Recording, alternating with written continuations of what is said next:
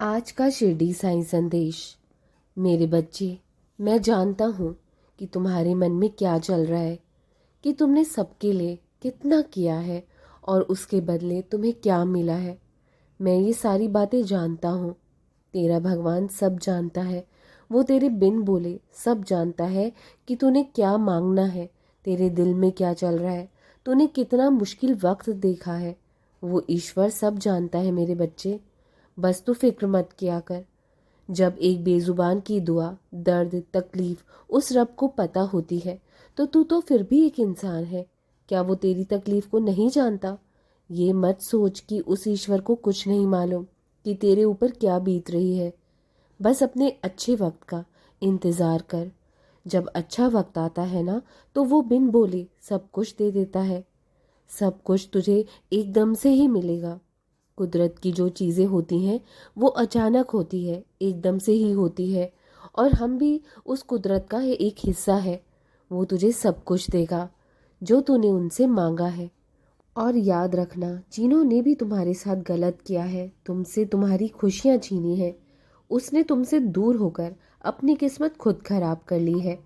भगवान ने जो तुम्हारे साथ उसका मुकद्दर लिखा था, उसने तुम्हारे साथ गलत करके वो खुद मिटा लिया है।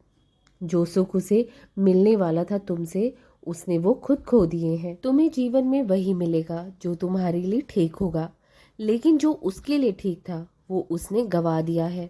इसलिए तुम उदास मत हो। अगर तुम्हारे जैसे अच्छे और नेक व्यक्ति के साथ कोई खुश नहीं रह सकता, तो दुखी मत होना कि तुम्हारे अंदर ही कोई कमी है। भगवान ने तुम्हें सिर्फ कुछ सिखाने के लिए वो इंसान तुम्हारे पास भेजा था।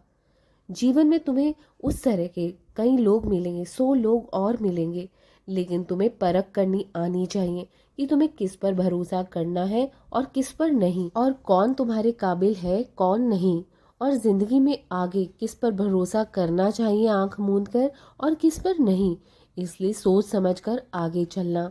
इसीलिए भगवान तुम्हारी जिंदगी में ऐसे लोगों को भेजता है जिससे तुम अनुभव के साथ जीवन में आगे बढ़ो। सतर्क होकर जीवन जिंदगी जियो। बार बार ऐसे भरोसा करके अपने जीवन में गलतियां मत करो बार बार। तुमने मेरी इतनी भक्ति करी है, मुझ पर इतना भरोसा करते हो, और फिर भी तुम्हें लगता है ना कि तुम्हारे जीवन में इतने दुख क्यों आते हैं, इतनी समस्याएं क्यों आती हैं। मेरी बात ध्यान से सुनना। परमात्मा की कृपा का मतलब ये नहीं कि जीवन में दुख ना आए, लेकिन दुख में भी आप दुखी ना हो। वह समय कब बीत जाए आपको पता भी ना चले। यही है परमात्मा की कृपा, ईश्वर की कृपा।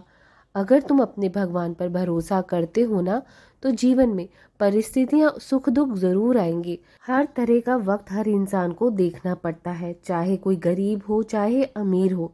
लेकिन इन परिस्थितियों से तुम कब बाहर आ जाते हो ईश्वर की कृपा से, तो तुम्हें पता नहीं चलता। इसलिए भगवान को साथ लेकर चलो, हमेशा उनका नाम स्मरण करो। फिर देखना कि तुम्हारे दुख के बादल जीवन से कैसे छट जाएंगे, तुम्हें मालूम भी नहीं चलेगा।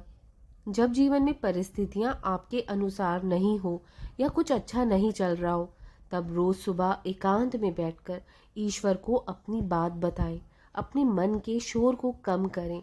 जल्द ही समाधान नजर आने लग जाएंगे। जीवन में कई बार हम बड़ी बड़ी परेशानियों से यूं निकल जाते हैं, मानो कोई है हमारे साथ जो साथ दे रहा है हमारा।